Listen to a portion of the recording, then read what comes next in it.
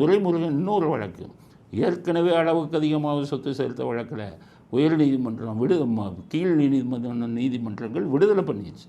உயர் நீதிமன்றம் அதை ரத்து பண்ணிவிட்டு திரும்பி எடுத்தாங்க. இப்போ இன்னொரு வழக்கு, அதுலேயும் ரிலீஸ் ஆகிட்டார். கீழ் நீதிமன்றங்கள் விட்டுட்டான்.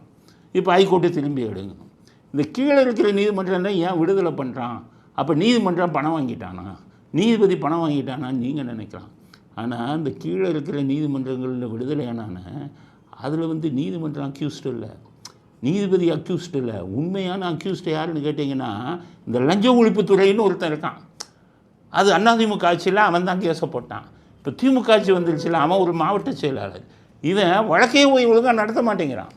ஜட்ஜு கூப்பிட்றாரு, எங்கப்பா டைம் வேணும், சாட்சிகள் எங்கப்பா, எல்லாத்தையும் மறைச்சு அவனே லஞ்ச ஒழிப்புத்துறையே சாட்சிகளை வராதையா, ஆட்சிக்கு எதிராக சொல்லாதையா, துரைமுருகனை காப்பாற்று, பொன்முடியை காப்பாற்றுன்னு இந்த வழக்கு நீர்த்து போனதுக்கு காரணமே லஞ்ச ஒழிப்புத்துறை. அவன் எந்த ஒத்துழைப்பும் கொடுப்பதில்லை. அவன் தானே தண்டனை வாங்கி கொடுக்கணும்.